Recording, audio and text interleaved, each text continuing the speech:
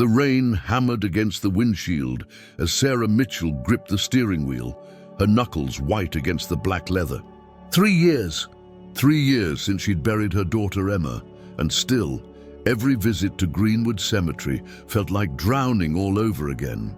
The Purple Heart medal hanging from her rearview mirror swayed with each pothole, a constant reminder of the war that had taken her leg but given her nothing in return except nightmares and an empty house. Max, her German Shepherd service dog, whined softly from the passenger seat, sensing her distress. His dark eyes reflected the storm clouds gathering overhead, and Sarah reached over to stroke his head. "I know, boy. I don't want to be here either." But she had to come, every Tuesday at 3 p.m., like clockwork. It was the only routine that kept her anchored to something real, something that mattered.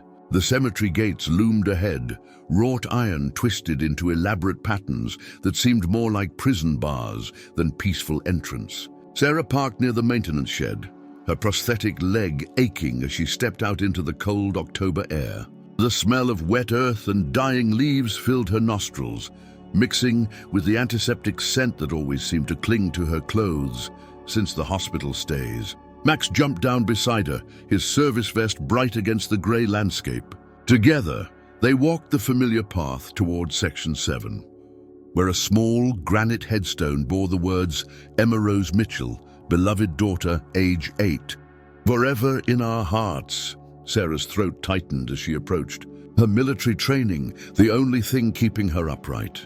But something was wrong, terribly wrong. Fresh flowers lay scattered across Emma's grave, vibrant yellow daisies that definitely hadn't been there last week. Sarah's heart hammered against her ribs as she knelt down, her prosthetic making the movement awkward and painful. The flowers were still fresh, water droplets clinging to their petals despite the rain. Someone had been here recently, very recently. "Who would?" she whispered, her voice cracking. She'd specifically requested that no one else visit Emma's grave. Not her ex-husband who'd abandoned them both when Emma got sick. Not her parents who'd blamed her for enlisting and leaving Emma with babysitters. No one was supposed to care about her little girl except her. Max suddenly tensed beside her, his ears pricked forward. A low growl rumbled in his chest as he stared at something beyond the headstone. Sarah followed his gaze and felt her blood turn to ice. There, pressed into the soft mud near the grave's edge, was a small footprint, a child's footprint, fresh enough that the rain hadn't washed it away yet. Sarah's hands shook as she pulled out her phone, snapping pictures of the flowers and the footprint. Her mind raced through possibilities, each one more disturbing than the last. Vandals didn't leave flowers. Grave robbers didn't leave children's footprints. And Emma had been cremated, her ashes scattered in this plot, so there was nothing here to disturb except memories and heartbreak. The wind picked up, sending dead leaves skittering across the cemetery like tiny ghosts. Sarah gathered the yellow daisies with trembling fingers, noting how carefully they'd been arranged. Someone had taken time with this, someone who cared, but who? And why now, after 3 years of solitary grief? Max whined again, pawing at the ground near the footprint. His training kicked in, and Sarah watched as he began to follow a scent trail leading away from the grave. What is it, boy?" "What do you smell?" She clipped his leash and followed, her prosthetic leg making each step a small battle against the uneven ground. The trail led them deeper into the cemetery, past ornate mausoleums and weathered headstones dating back to the 1800s. Sarah's heart pounded as they walked, her military instinct screaming that something was very wrong here. Max's behavior was different too, more alert than she'd seen him since his service dog training. Whatever he was tracking, it had him completely focused. They stopped at a large oak tree about 50 yards from Emma's grave. Max sat and looked up at Sarah, his signal that he'd found what he was looking for. But there was nothing here except fallen leaves and the gnarled roots of the ancient tree. Sarah knelt down, pushing aside the wet leaves, and her breath caught in her throat. Hidden beneath the natural debris was a small plastic bag, carefully sealed against the weather. Inside, she could see what looked like a child's drawing, the bright crayon colors visible even through the condensation on the plastic. Sarah's hands shook as she picked it up, her mind struggling to process what she was seeing. The drawing showed two stick figures holding hands under a rainbow. One was clearly meant to be an adult woman with brown hair, and the other was a small child with pigtails. At the bottom, in a child's careful handwriting, were the words, "For Emma's mummy from your secret friend." Sarah's world tilted sideways. She sat down hard on the wet ground, not caring about the mud soaking through her jeans. Someone was watching her. Someone knew about her weekly visits. Someone knew she was Emma's mother, and that someone was a child who'd been here recently enough to leave fresh footprints and flowers. The implications crashed over her like a tidal wave. Was some kid playing a cruel prank? Was this connected to the strange dreams she'd been having lately? Dreams where Emma seemed so real she could almost touch her. Or was there something even more sinister happening here? Something that involved a child who shouldn't know anything about her dead daughter. Max pressed against her side, offering the comfort he'd been trained to provide. But even his warm presence couldn't chase away the chill that had settled deep in Sarah's bones. She looked back toward Emma's grave, barely visible through the maze of headstones, and felt like she was being watched. The sensation crawled up her spine like ice water, making her scan the cemetery for any sign of movement. Nothing. Just the endless rows of the dead and the living grief that walked among them. Sarah struggled to her feet, tucking the plastic bag into her jacket pocket. She needed answers, and she needed them fast. This wasn't just about flowers on a grave anymore. This was about someone who knew her routine, knew her pain, and was using it for reasons she couldn't begin to understand. Someone who had access to a child, willing to visit a cemetery and leave mysterious gifts. The walk back to her car felt like a march through enemy territory. Every shadow could hide a threat. Every movement in her peripheral vision could be someone watching. Sarah's military training had taught her to trust her instincts. And right now, every instinct was screaming danger. As she reached her car, Sarah turned back one last time toward Emma's grave. The yellow daisies were still there, bright against the gray granite, and for just a moment she could swear she saw a small figure standing beside the headstone. But when she blinked, there was nothing there except the wind and the rain and the endless silence of the dead. Max jumped into the passenger seat, and Sarah started the engine with shaking hands. She had to get home, had to think, had to figure out what was happening before whoever was behind this decided to escalate their game. Because that's what this felt like. A game where she didn't know the rules, and the stakes kept getting higher. The drive home passed in a blur of rain and racing thoughts. Sarah lived in a small house on the outskirts of town, the kind of place where neighbors minded their own business and privacy was still possible. She'd chosen it specifically for the isolation, needing space to grieve without well-meaning friends constantly checking on her. Now that isolation felt more like vulnerability. Sarah parked in her driveway and sat for a moment, studying the quiet street. Everything looked normal. Mrs. Henderson's cat was sleeping on her porch. The Johnsons' newspapers were still scattered where the delivery boy had thrown them. No strange cars, no unfamiliar faces, no signs that anyone had been watching her house. But the feeling persisted, that crawling sensation between her shoulder blades that said she was being observed. Sarah had felt it in Afghanistan too, right before the IED explosion that had taken her leg and 3 of her fellow soldiers. She'd learned to trust that feeling, and it had kept her alive more times than she could count. Inside the house, Max immediately began his security sweep, checking each room methodically while Sarah locked the door behind them. The house felt different somehow, though nothing appeared to have been disturbed. Her medication was still lined up on the kitchen counter, exactly as she'd left it. The pile of unopened mail sat undisturbed on the coffee table. Even the dust patterns on her furniture looked the same, but something was off. Sarah couldn't put her finger on it, but the air itself felt different, like someone had been here and left traces of their presence behind. She pulled out her phone and called the one person she trusted completely. Detective Martinez. It's Sarah Mitchell. I need to report something strange happening at the cemetery. She paused, listening to the familiar voice on the other end. Detective Rosa Martinez had been the one to investigate Emma's death, ruling it a tragic accident when her daughter had wandered away from the babysitter and fallen through thin ice at the local pond. Rosa had been kind during the worst period of Sarah's life, and they'd maintained a friendship built on mutual respect and shared understanding of loss. Rosa, I know this sounds crazy, but someone's been leaving things at Emma's grave.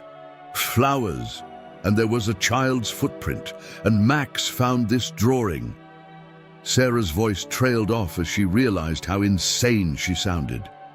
A drawing left by a mysterious child at her dead daughter's grave. Even she had trouble believing it. Now, Sarah, slow down. Are you at home now? I'm going to come over, okay? Don't touch anything else you found, and keep Max with you. Rosa's voice carried the calm authority that had helped Sarah through the darkest days after Emma's death. Oh, I'll be there in 20 minutes. Sarah hung up and sank onto her couch, Max immediately positioning himself beside her. She pulled the plastic bag from her pocket and stared at the drawing again. The stick figures seemed to dance in the lamplight, and for a moment, the smaller one looked almost exactly like Emma used to draw herself, complete with the uneven pigtails and the gap-toothed smile. But that was impossible. Emma had been dead for 3 years, and even if she weren't, she'd be 11 now, not the 8-year-old captured in this childish drawing. Sarah's rational mind knew this, but her heart whispered dangerous possibilities that she didn't dare acknowledge.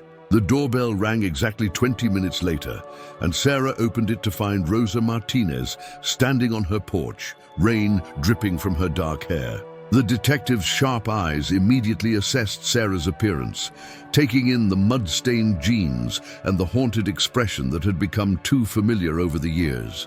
"Show me what you found," Rosa said without preamble, stepping inside and shaking the rain from her coat.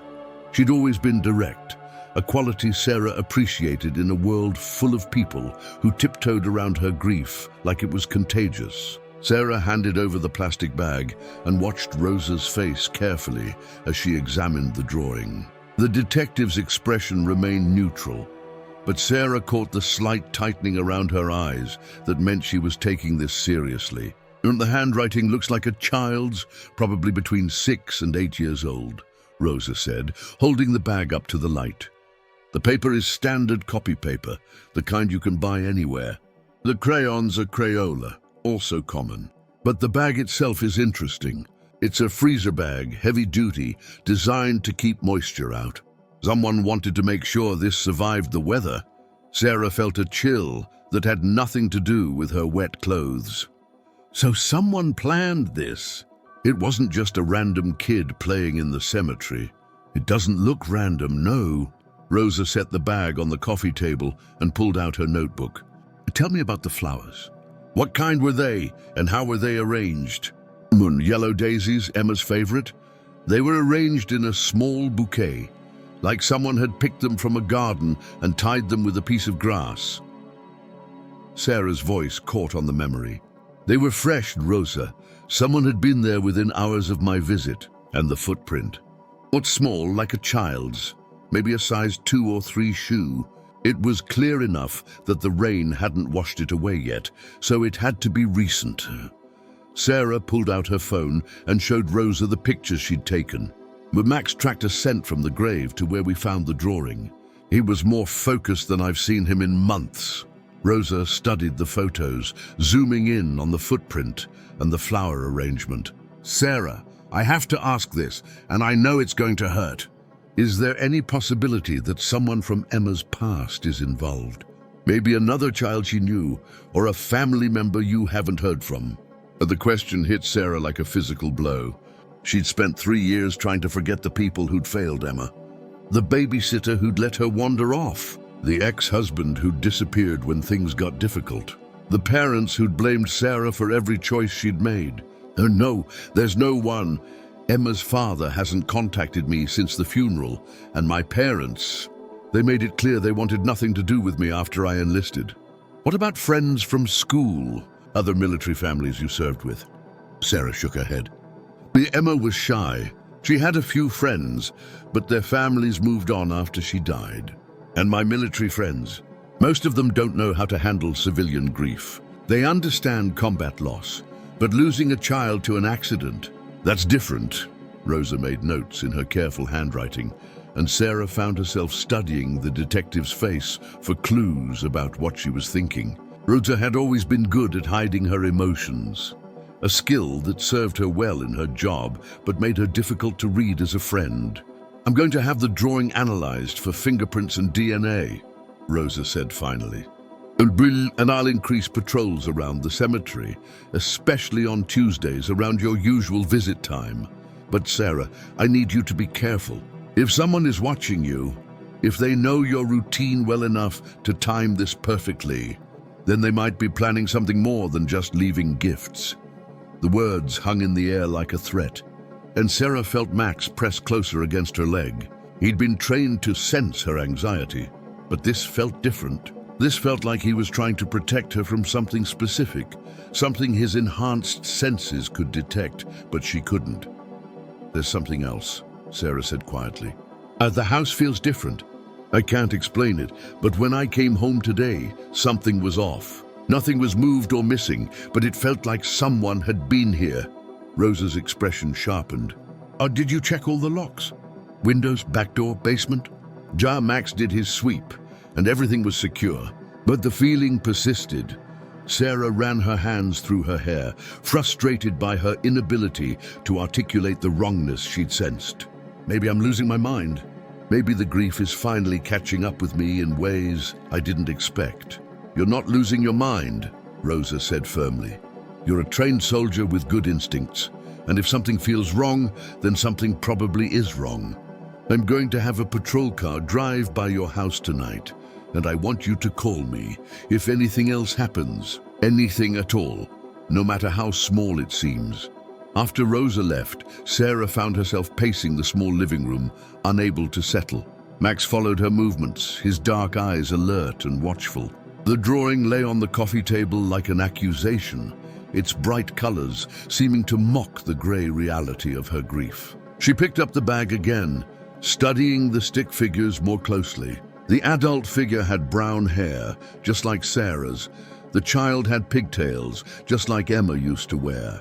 And there was something about the way the child was drawn, the tilt of her head and the position of her arms, that looked exactly like Emma's posture in dozens of family photos. But that was impossible. No one except Sarah had access to those photos anymore. She'd packed them all away after the funeral, unable to bear the constant reminder of what she'd lost. They were stored in boxes in her bedroom closet, boxes she hadn't opened in over a year. Unless someone had been in her house, unless someone had seen those photos and used them to create this perfect replica of her daughter's appearance and mannerisms. The thought sent ice through Sarah's veins. She grabbed Max's leash and headed for the bedroom, her prosthetic leg protesting the quick movement. The closet door was closed, just as she'd left it, but Sarah's hands shook as she reached for the handle. The boxes were there, stacked exactly as she remembered. But when she pulled down the top box and opened it, her heart stopped. The photos were still there, but they'd been disturbed. Someone had gone through them carefully, looking at each one before replacing it in almost the right position. Almost, but not quite. Sarah sank to the floor, surrounded by pictures of Emma's short life. Birthday parties, Christmas mornings, quiet moments reading together on the couch. Someone had been in her house, in her most private space, touching the most precious remnants of her daughter's existence. And they'd used what they'd learned to create that drawing, to make it so perfectly accurate that Sarah's heart had recognized Emma's essence immediately. The question was no longer who was doing this. The question was why, and what they planned to do next. Max whined softly and pressed his nose against Sarah's hand, offering comfort in the only way he knew how. But comfort felt impossible now, with the knowledge that someone had violated her home, her privacy, her grief. Someone who knew exactly how to hurt her in the deepest possible way. Sarah gathered the photos with shaking hands, checking each one for signs of damage. They were all there, all intact, but the violation felt complete nonetheless. Someone had held these images of Emma, had studied her face and her expressions, had used them to create a weapon designed to destroy what little peace Sarah had managed to build. The phone rang, startling her so badly that she dropped a handful of photos. Rosa's name appeared on the caller ID, and Sarah answered with a voice that sounded foreign to her own ears. "Sarah, we need to talk. I ran the address through our database, and there's something you need to know about your house's history." Rosa's voice carried a tension that made Sarah's stomach clench. "And I'm coming back over. Don't go anywhere and keep Max with you."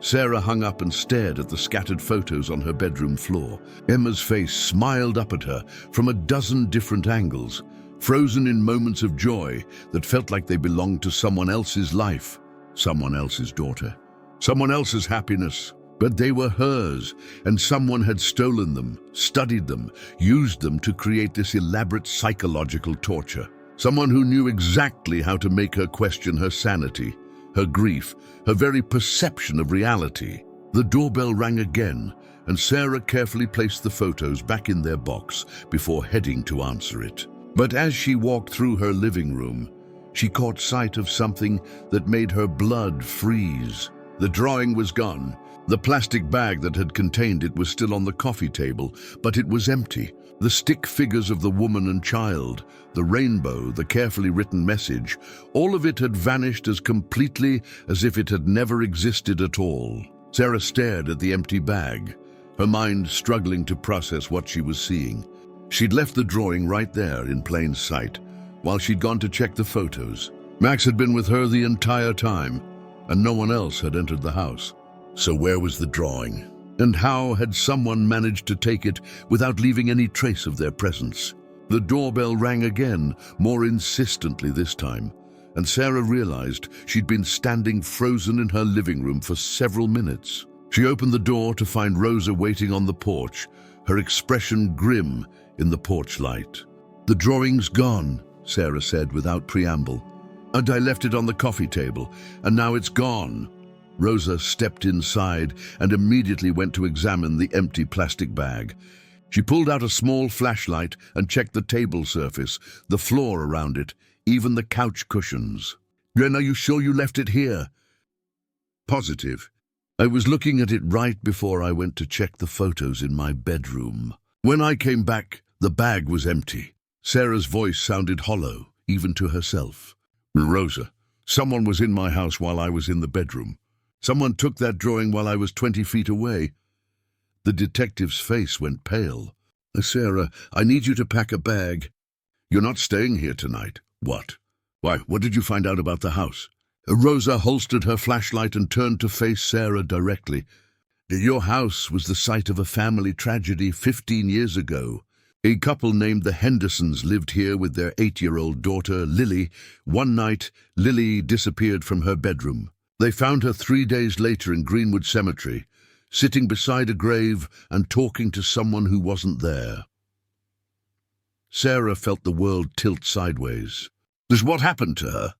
"She was fine physically, but she claimed she'd been playing with another little girl who lived in the cemetery. A little girl who'd been dead for years." Rosa's voice dropped to barely above a whisper. "Well, the family moved out immediately after that.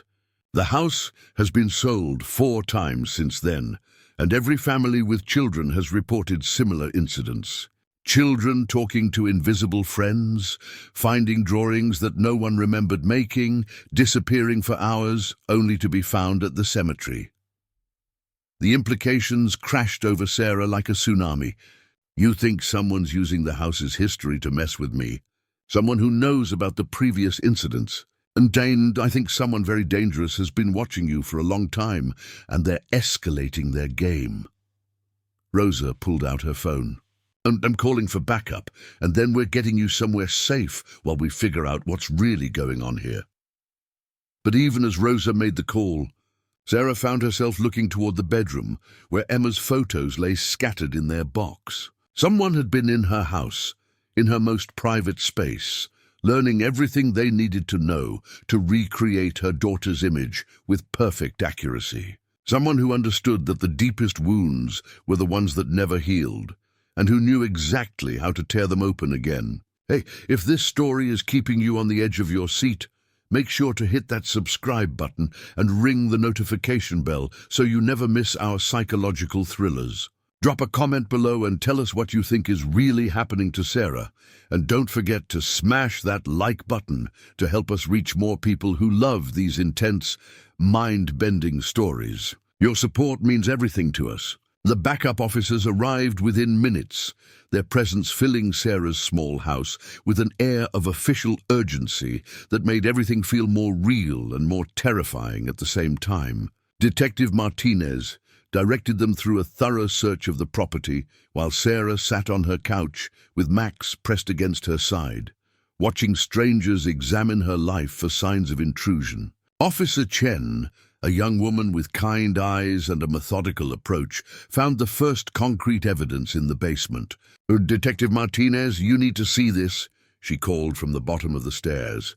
Sarah followed Rosa down into the basement, a space she rarely used except for storage. The concrete walls were lined with metal shelving units holding Christmas decorations, old military gear, and boxes of Emma's outgrown clothes that Sarah couldn't bring herself to donate. But there, in the far corner behind a stack of storage containers, Officer Chen's flashlight illuminated something that made Sarah's blood run cold. A small camping chair sat facing the basement stairs, positioned so that someone sitting in it would have a clear view of anyone coming down. Beside it was a thermos, still warm to the touch, and a notebook filled with detailed observations written in neat, adult handwriting. And on October 15th, 3:47 p.m., subject returned from cemetery visit, displayed expected emotional distress. Dog exhibited heightened alertness, suggesting successful scent trail placement.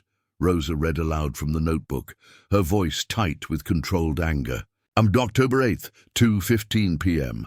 Subject's medication routine observed through kitchen window. Timing of interventions should coincide with peak vulnerability periods. Sarah felt sick. Someone had been watching her for weeks, maybe months, documenting her every move, her every moment of weakness. They'd been in her basement, in her house, studying her like a laboratory specimen while she grieved alone upstairs. "Oh, there's more," Officer Chen said, pointing her flashlight at the wall behind the chair. Photographs were taped to the concrete, dozens of them showing Sarah at the cemetery, at the grocery store, walking Max around the neighborhood. But most disturbing were the photos of her house at night, taken through windows, showing her in her most private moments. "This is professional-level surveillance," Rosa said, examining the equipment scattered around the makeshift observation post. Night vision camera, telephoto lens, audio recording equipment. Whoever's doing this has serious resources and technical knowledge. Sarah stared at a photo of herself sleeping on the couch, Max curled up beside her. The image had been taken through her living room window, and she could see the exact angle that would have been required. Someone had stood in her backyard in the darkness, watching her sleep. "The basement has an exterior entrance," Officer Chen observed, checking a door that Sarah had forgotten existed. It was hidden behind storage boxes and hadn't been used in years, but the lock had been carefully picked, the scratches on the metal fresh and obvious under close examination. "Oh, how long?" Sarah asked, her voice barely a whisper. "How long have they been coming in here?" Rosa flipped through the notebook, checking dates. "Based on these entries, at least 6 weeks. Maybe longer." She looked up at Sarah with an expression that mixed professional concern with personal anger. "And Sarah, this isn't just stalking. This is psychological warfare. Someone's been systematically studying you to find the most effective way to cause you pain." The realization hit Sarah like a physical blow. This wasn't random. This wasn't some disturbed individual fixated on her grief. This was calculated, planned, executed with military precision. Someone had identified her as a target and had been preparing for weeks to launch an attack designed to destroy her mentally and emotionally. "But why?" Sarah asked, though part of her already suspected the answer. "Why me? Why Emma? Before Rosa could respond, Officer Chen's radio crackled to life. "All units, we have a situation at Greenwood Cemetery. Reports of vandalism at multiple grave sites, including the Mitchell plot in Section 7. Sarah's legs gave out, and she sat down hard on the basement steps. They'd moved to the next phase of their plan. While she'd been discovering the surveillance equipment, whoever was behind this had been at the cemetery, desecrating Emma's grave. "I have to go there," Sarah said, struggling to stand. "Man, I have to see what they've done." "Absolutely not," Rosa said firmly. "That's exactly what they want. They're trying to force you into a pattern, make you react predictably. We're going to my house, and we're going to let the crime scene team handle the cemetery." But Sarah was already moving toward the stairs, Max following close behind. The thought of Emma's grave being violated while she sat safely somewhere else was unbearable. She'd failed to protect her daughter in life. She wouldn't fail to protect her memory in death. "Sarah, stop!" Rosa's voice carried the authority of years in law enforcement. "If you go to that cemetery now, you're playing directly into their hands. They're counting on your emotional response, using your love for Emma against you." The words stopped Sarah halfway up the stairs. Rosa was right, of course. This was exactly what her tormentor wanted, to manipulate her grief into predictable actions that would serve their unknown agenda. But knowing that didn't make the compulsion any easier to resist. "Then what do we do?" Sarah asked, her hands clenched into fists. "Just let them win. Let them destroy everything I have left of her. And we get smart," Rosa said, pulling out her phone. "We stop reacting and start acting. I'm calling in favors, bringing in federal resources if necessary. This level of surveillance and psychological manipulation suggests someone with serious training and resources. This isn't some local disturbed individual." As they climbed back up to the main floor, Sarah's mind raced through possibilities. Who had the skills and resources to conduct this kind of operation? Who would want to target her specifically? Her military service had been routine, mostly logistics and supply chain management. She'd made no enemies that she knew of, had no access to classified information that would make her valuable to foreign agents. Unless this wasn't about her military service at all. Unless this was about Emma. The thought struck her like lightning, sudden and illuminating. What if Emma's death hadn't been the accident everyone believed it to be? What if someone had been responsible, and now they were trying to drive Sarah insane to prevent her from discovering the truth? "Rosa," Sarah said as they reached the living room, "what if Emma's death wasn't an accident?" The detective stopped packing Sarah's emergency bag and turned to face her. Sarah, we investigated thoroughly. Emma wandered away from the babysitter, fell through thin ice at Miller's Pond. It was a tragic accident, but there was no evidence of foul play. But what if we missed something? What if someone wanted it to look like an accident? Sarah's voice gained strength as the possibility took shape in her mind. "Think about it. This level of psychological warfare, the resources involved, the specific targeting of my grief over Emma. What if they're trying to silence me before I figure out what really happened?" Rosa was quiet for a long moment, and Sarah could see her running through the case details in her mind. The babysitter was 17, no criminal record, no connection to you or Emma beyond the sitting job. The pond was a known danger spot. Kids had fallen through the ice before. The autopsy showed drowning, no signs of trauma or struggle. But did we check the babysitter's family, her friends? Did we look at who might have had access to information about Emma's routine? Sarah felt pieces of a puzzle clicking into place, patterns emerging from what had seemed like random tragedy. "Sarah, I understand the need to find meaning in Emma's death, to believe that someone can be held responsible. But sometimes terrible things just happen. Sometimes there's no one to blame except cruel chance and bad timing." But Sarah wasn't listening anymore. She was remembering details from that horrible day, inconsistencies that she'd been too devastated to question at the time. The babysitter's story had changed slightly between her first statement and her second. She'd claimed Emma had been playing in the backyard. then said she'd been watching television.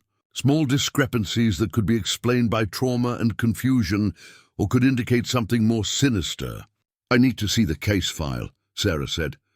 "All of it? Every statement, every piece of evidence, every photograph?" Rosa shook her head. "Sarah, that's not a good idea. You're under enormous stress right now, being stalked and psychologically manipulated. This isn't the time to relitigate Emma's death." "This is exactly the time," Sarah insisted. "Don't you see? If Emma's death wasn't an accident, if someone killed her and made it look accidental, then they'd have every reason to want me to stay quiet. They'd have every reason to drive me insane before I could figure out the truth." The logic was compelling. Even Rosa had to admit that. If someone had murdered Emma and successfully covered it up, they would indeed be motivated to prevent Sarah from discovering their crime. And what better way to discredit any future accusations than to establish a pattern of mental instability and paranoid delusions? "Okay," Rosa said finally. But not tonight. Tonight we get you somewhere safe, and tomorrow we'll look at the case file together." With fresh eyes and professional objectivity, Sarah wanted to argue, wanted to demand immediate action, but she could see the wisdom in Rosa's approach. She was emotionally compromised, running on adrenaline and fear and 3 years of suppressed suspicions. If there was truth to be found in Emma's case, it would require careful analysis, not desperate speculation. They finished packing Sarah's bag in silence, Max watching every movement with the heightened alertness that meant he sensed danger. As they prepared to leave, Sarah took one last look around the house that had been her sanctuary and was now revealed as a place of violation and surveillance. "Will I ever feel safe here again?" she asked, more to herself than to Rosa. "We're going to catch whoever's doing this," Rosa promised. "And then you'll have your life back." But Sarah wasn't sure she wanted her old life back. The quiet routine of grief and medication and weekly cemetery visits suddenly seemed like a prison she'd built for herself. Maybe it was time to start fighting back, to stop being a victim and start being a soldier again. The drive to Rosa's house took them through the center of town, past the police station where Emma's case file waited in storage, past Miller's Pond where her daughter had supposedly died by accident. Sarah stared out the window at the familiar landmarks, seeing them with new eyes now that she suspected they might be crime scenes rather than just places where tragedy had struck. Rosa's house was a small ranch-style home in a quiet neighborhood, the kind of place where neighbors knew each other and strangers were noticed immediately. It felt safe in a way that Sarah's house never would again, surrounded by the invisible protection of community and watchful eyes. "The guest room is ready," Rosa said as they pulled into the driveway. "And then I've already called in sick for tomorrow, so we can work on this together." Sarah felt a surge of gratitude for this woman who'd become more than just the detective assigned to her daughter's case. Rosa had become a friend, an ally, someone willing to risk her career to help Sarah find the truth. Inside the house, Max immediately began his security sweep while Sarah settled into the guest room. The space was simple and clean, decorated with family photos that reminded Sarah of the life she'd once had. Rosa's children smiled from frames on the dresser, healthy and alive and safe in ways that Emma would never be again. "Rosa," Sarah called from the guest room, "what if we're wrong about this being connected to Emma's death? What if this is just someone who gets off on psychological torture and Emma's just a convenient weapon to use against me?" "Then we'll figure that out too," Rosa replied from the kitchen, where she was making tea. But either way, we're going to stop them. No one gets to do this to you, Sarah. No one gets to weaponize your grief." Sarah sat on the edge of the guest bed, Max settling beside her with a contented sigh. For the first time in hours, she felt like she could breathe. The immediate danger was past, at least for tonight. Tomorrow they would start looking for answers, start fighting back against whoever had turned her life into a psychological battlefield. But as she prepared for bed, Sarah couldn't shake the feeling that they were missing something important. The surveillance equipment in her basement was sophisticated, but it was also obvious once discovered. The notebook full of observations was detailed, but it was also conveniently placed where it would be found. What if the basement setup was meant to be discovered? What if her tormentor wanted her to find it? Wanted her to know she was being watched? What if the real purpose wasn't to gather information, but to make her feel helpless and violated? The thought chilled her more than the October wind rattling Rosa's windows. If that was true, then everything they'd found tonight was just another layer of the psychological attack. And the real plan, the end game that justified all this elaborate preparation, was still waiting to unfold. Sarah lay in the unfamiliar bed, listening to the sounds of Rosa's house settling around her. Max's steady breathing provided comfort, but sleep felt impossible with so many questions racing through her mind. Who was behind this? What did they ultimately want? And how far were they willing to go to get it? The answers would have to wait until morning, but Sarah had a feeling that when they came, they would change everything she thought she knew about Emma's death, about her own life, and about the price of grief in a world where some people saw pain as an opportunity for exploitation. Outside, the wind picked up, sending dead leaves scratching against the windows like fingers trying to get in. Sarah pulled the blankets closer and tried not to think about the empty house across town, where someone might still be watching and waiting for her return. Tomorrow she would start fighting back. Tonight, she would try to rest and gather strength for whatever was coming next. But deep down, Sarah suspected that the worst was yet to come. Sarah woke to the sound of her phone buzzing insistently on the nightstand. The guest room was still dark, but the digital clock showed 5:47 a.m. Rosa's name flashed on the screen, and Sarah answered with a voice thick from restless sleep. "Sarah, we have a problem." "A big one." Rosa's voice was tight with stress. "Someone broke into the police station last night. They took Emma's case file." The words hit Sarah like ice water. She sat up abruptly, disturbing Max, who'd been sleeping across her feet. What do you mean they took it?" "How is that even possible? A professional job. They knew exactly where to go, what to take. Security cameras show a figure in dark clothing, but they kept their face hidden and knew how to avoid the best angles. This wasn't some random break-in, Sarah. Someone wanted that file specifically."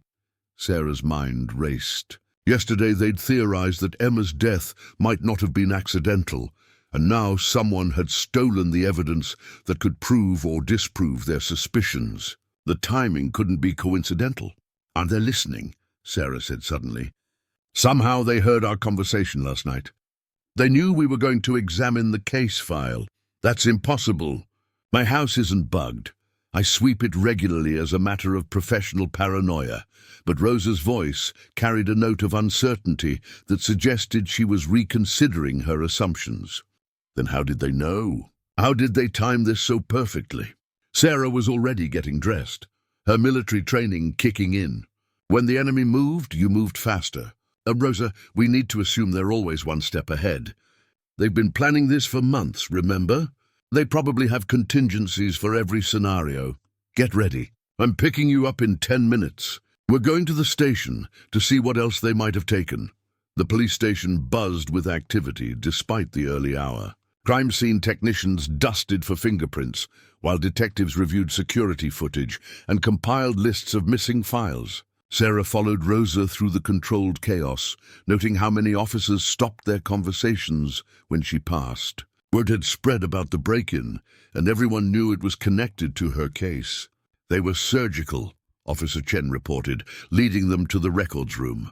"Went straight to the cold case files, pulled Emma Mitchell's folder, and left everything else untouched.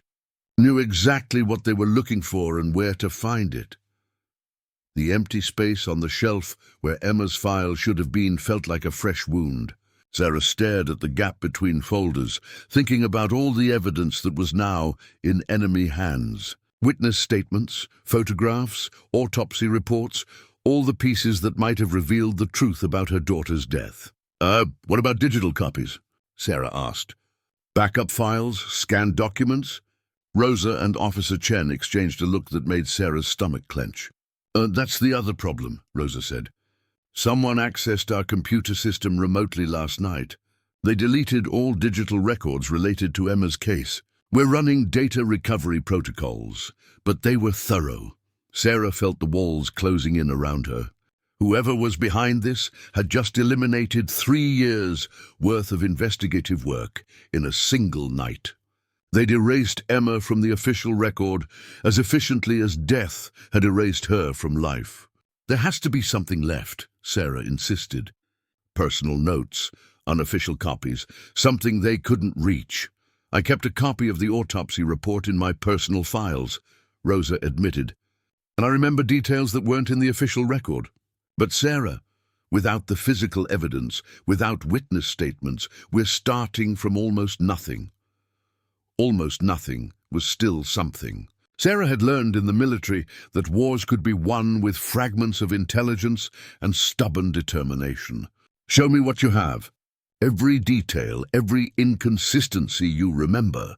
They commandeered a conference room and spread Rosa's personal notes across the table. The autopsy report was clinical and brief. Emma Mitchell, age 8, cause of death drowning. No signs of trauma or struggle. But Rosa's handwritten notes contained details that painted a more complex picture. The babysitter's story bothered me from the beginning, Rosa said, pointing to her notes.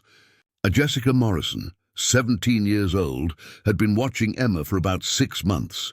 But her timeline kept shifting. First she said Emma disappeared while playing in the backyard. Then she said Emma had been watching TV in the living room. Finally she settled on Emma being in her bedroom, supposedly taking a nap. Why didn't we pursue the inconsistencies? Sarah asked, though she suspected she knew the answer. She'd been so destroyed by grief that she'd accepted the first explanation that made sense, desperate to have someone to blame besides herself. You were in no condition to question anything, and honestly, teenage babysitters aren't known for their precision under stress. The inconsistencies seemed minor compared to the overwhelming evidence of accidental death. Rosa's voice carried the weight of professional regret. But looking back, knowing what we know now about the surveillance and psychological manipulation, those inconsistencies take on new significance. Sarah studied the timeline Rosa had reconstructed. Jessica Morrison had called 911 at 4:23 p.m., reporting that Emma was missing. The search had begun immediately, with neighbors and police combing the area around Sarah's house. Emma's body had been found at 6:47 p.m. in Miller's Pond, approximately half a mile from home. 2 hours and 24 minutes, Sarah said. That's how long Emma was missing before they found her. The water was cold, which slowed decomposition and made it difficult to establish exact time of death. The coroner estimated she'd been in the water between 1 and 3 hours when found. Sarah did the math. If Emma had been in the water for 3 hours when found at 6:47 p.m., she would have entered the water around 3:47 p.m. But Jessica hadn't called to report her missing until 4:23 p.m. That left 36 minutes unaccounted for. Rosa, what if Jessica didn't call immediately when she realized Emma was gone? What if she waited, or what if someone told her to wait?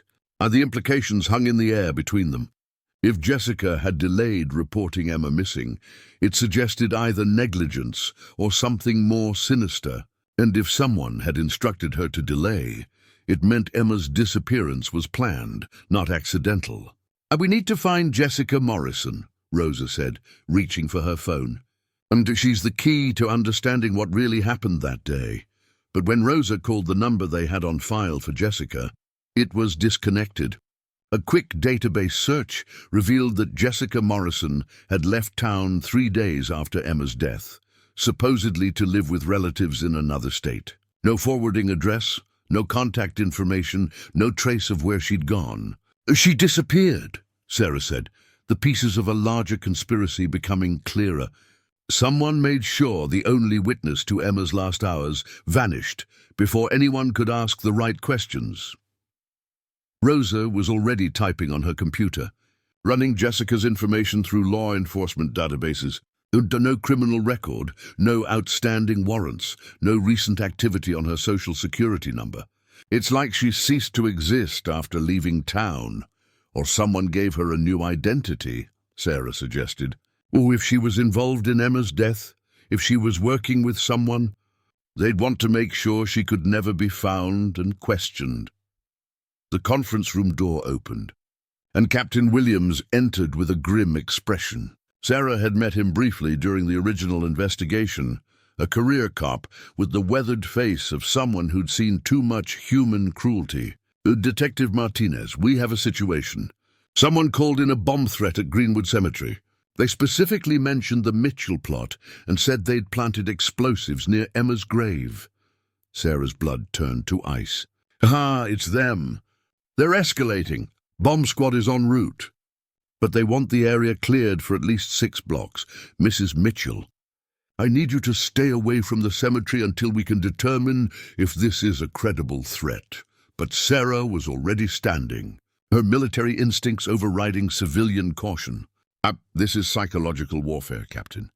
They're using the threat to Emma's grave to force me into a specific response. The question is, what response do they want? Rosa grabbed Sarah's arm as she headed for the door. Where are you going? To the cemetery. This is all about control, about making me react predictably. Well, I'm done being predictable. Sarah's voice carried the steel of someone who'd found their fighting spirit again. Well, they want me at the cemetery. Fine, but I'm going on my terms, not theirs. Sarah, if there really is a bomb, then they'll detonate it whether I'm there or not.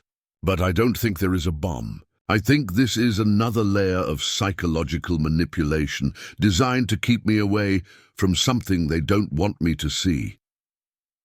Captain Williams stepped between Sarah and the door. Mrs. Mitchell, I cannot allow you to enter an active bomb threat area. That's not negotiable. Then I'll wait at the perimeter. But I'm not going to hide while they desecrate my daughter's memory. Sarah's voice carried the authority of someone accustomed to command decisions under pressure. Oh, Captain, with respect, these people have been playing games with my grief for months. It's time to stop letting them control the narrative. Rosa looked between Sarah and Captain Williams, clearly torn between professional protocol and personal loyalty. So what if we compromise? Sarah stays at the command post, close enough to observe, but far enough away to be safe. If this is psychological warfare, we need to understand their tactics. Captain Williams considered this, his expression suggesting he was weighing regulations against the unusual circumstances of the case. Fine, but you stay behind the barriers, and if we detect any actual explosive devices, you're out of there immediately. The drive to Greenwood Cemetery felt like heading into battle, which Sarah supposed it was. Max sat alert in the passenger seat, sensing her tension and responding with the focused attention he'd been trained to provide. Rosa followed in her own car, maintaining radio contact with the bomb squad and tactical units already on scene. The cemetery was surrounded by emergency vehicles, their flashing lights creating an eerie disco effect against the grey morning sky. Police barriers held back a small crowd of curious onlookers, and Sarah could see news vans setting up in the distance. Whoever was behind this had succeeded in making her private grief into a public spectacle. And bomb squad reports no immediate evidence of explosive devices, Rosa's radio crackled. But they're conducting a thorough sweep of the area around the Mitchell plot. Sarah watched through binoculars as figures in protective gear moved carefully through the cemetery, their metal detectors sweeping back and forth across the ground. The scene was surreal, like something from a war zone transplanted into the peaceful landscape of the dead. There, Sarah said suddenly, pointing toward a figure standing at the edge of the crowd. And Rosa, do you see that person in the dark jacket? They've been watching me, not the bomb squad. Rosa followed Sarah's gaze and immediately reached for her radio. All units, we have a possible suspect at the northeast corner of the crowd. Dark jacket, baseball cap, approximately 5'6". But by the time officers reached the spot Sarah had indicated, The figure was gone, vanished into the crowd as efficiently as they'd appeared, leaving no trace except Sarah's certainty that she'd been under observation. "They're here," Sarah said. "Oh, watching to see how I react, documenting my responses for whatever comes next." The bomb squad completed their sweep an hour later, finding no explosive devices but discovering something else that made Sarah's blood run cold.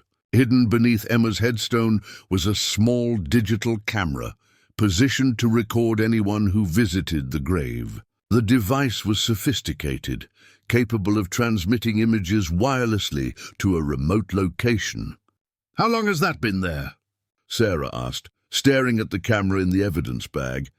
"Based on the battery level and memory card data, probably several months," the bomb squad technician reported. "And someone's been recording every visit you've made to your daughter's grave?" The violation felt complete now. Not only had they invaded her home and stolen her daughter's case file, but they'd been documenting her most private moments of grief. Every tear, every prayer, every moment of connection she'd felt with Emma's memory had been recorded and analyzed by someone with unknown motives. "The camera's still transmitting," Rosa observed, checking the technical readout. "Which means they know we found it. They know their surveillance has been compromised." "Good," Sarah said with grim satisfaction. "Well, let them know we're fighting back. Let them know I'm not the broken victim they thought I was." But even as she spoke, Sarah felt the weight of being constantly watched, constantly analyzed. How many other surveillance devices were there? How many aspects of her life had been compromised without her knowledge? The paranoia was exactly what they wanted, she realized. The constant uncertainty, the feeling that nowhere was safe, that no moment was private. "We need to go on the offensive," Sarah said as they walked back to the cars. "Stop reacting to their moves and start making some of our own." "What do you have in mind?" Rosa asked, though her expression suggested she already suspected Sarah was planning something dangerous. "Jessica Morrison. She's the key to everything, and they made sure she disappeared before anyone could ask the right questions. But people don't just vanish completely, especially not 17-year-old girls from small towns. She left traces, connections, people who remember her. Sarah. If Jessica was involved in Emma's death, if she's been hidden by the same people who are stalking you now, then approaching her could be extremely dangerous." "Everything's dangerous now," Sarah replied. "The question is whether we're going to let them keep controlling the game or start playing by our own rules." Rosa was quiet for a long moment, clearly weighing the risks against the potential benefits. "I have contacts in other jurisdictions, people who owe me favors. If Jessica Morrison is out there, we can find her. But Sarah, you have to promise me that when we do find her, we handle this professionally. No vigilante justice, no matter what we discover." Sarah nodded, though part of her wasn't sure she could keep that promise if Jessica had been involved in Emma's death.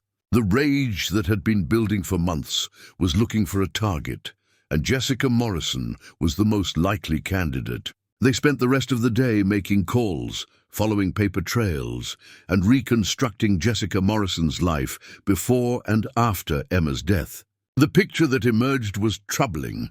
Jessica had been a good student with no history of problems, but in the weeks before Emma died, her behavior had changed. Teachers reported that she seemed distracted, anxious, like she was carrying a heavy secret. Her bank account shows a deposit of $5,000 2 days before Emma's death, Rosa reported, reading from her computer screen. "Cash deposit, no record of where the money came from." "Payment," Sarah said immediately. "Someone paid her to do something, to look the other way, to delay calling for help, to make sure Emma ended up at that pond. We can't prove that without talking to Jessica herself. But Sarah, this is starting to look like you were right. Emma's death might not have been accidental." The words should have brought satisfaction, validation of Sarah's suspicions. Instead, they brought only a deeper, colder rage. Someone had murdered her daughter and made it look like an accident. Someone had stolen 3 years of her life. letting her believe she'd failed to protect Emma when the truth was that Emma had been targeted by people with resources and planning. Who would want to kill an 8-year-old girl? Ubun, Sarah asked, though she suspected the answer had more to do with hurting her than with Emma specifically. And someone who wanted to hurt you, Rosa said, echoing Sarah's thoughts. Someone who knew that losing Emma would destroy you more completely than any physical attack. But why? What did I do to deserve this? My military service was routine.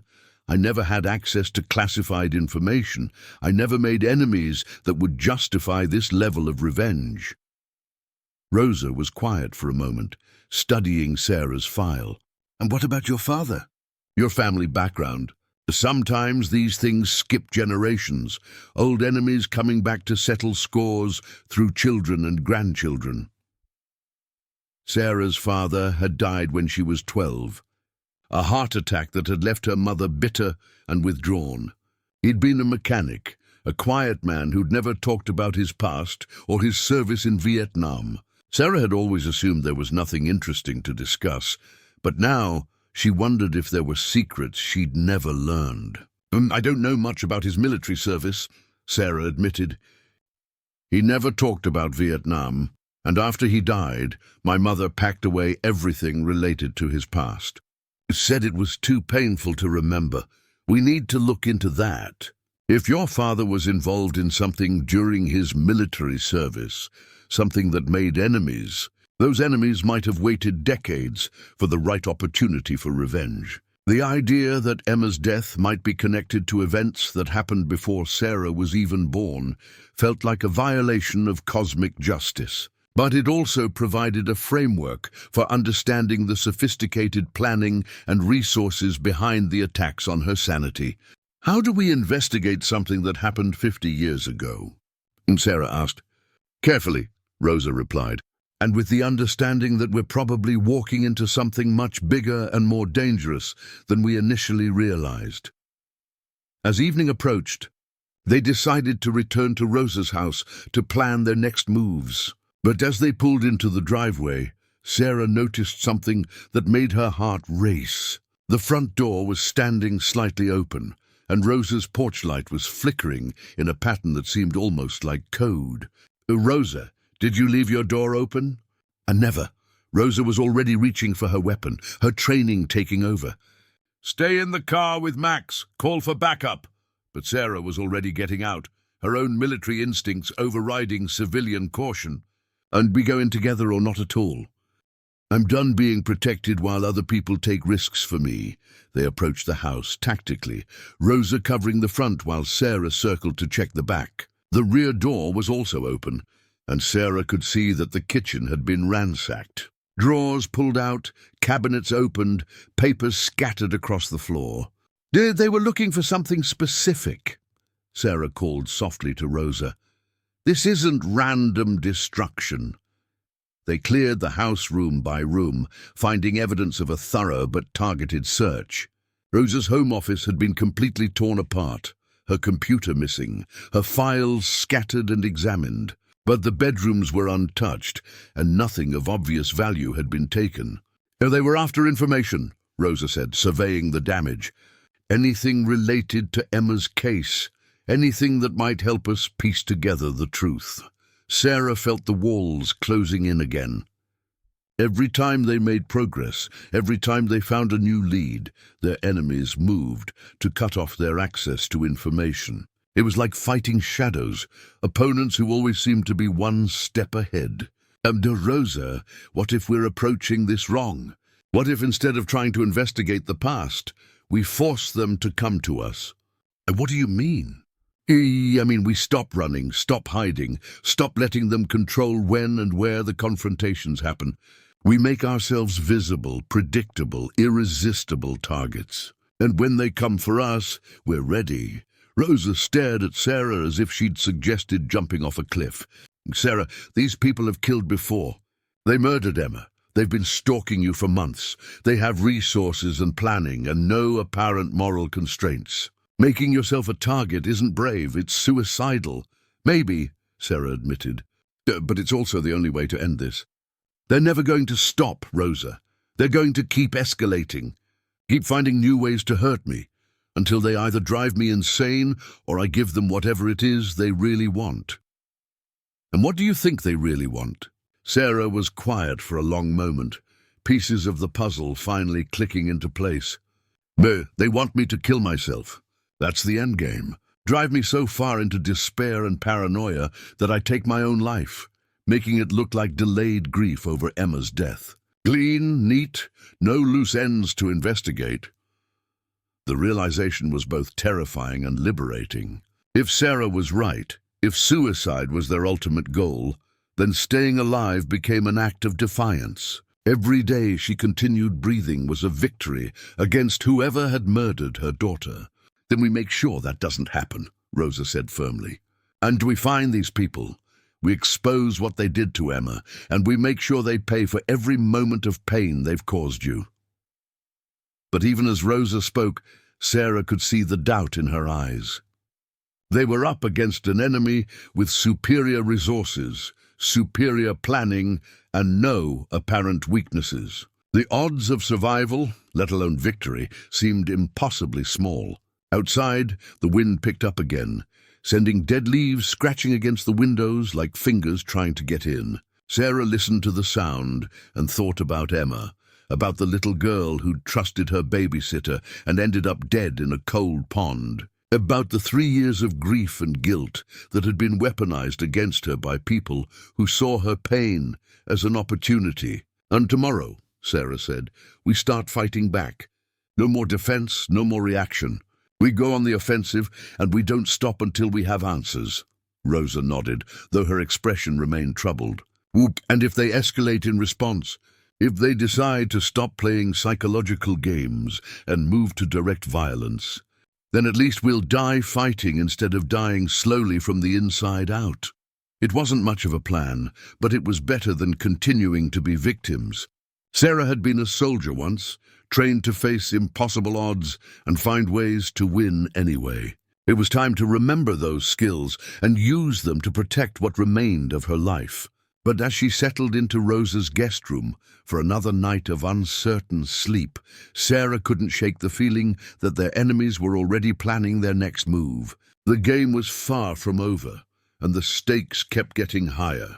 Tomorrow would bring new challenges, new revelations, and probably new pain. But it would also bring opportunities to fight back, to honor Emma's memory by refusing to let her killers win. Sarah closed her eyes and tried to sleep.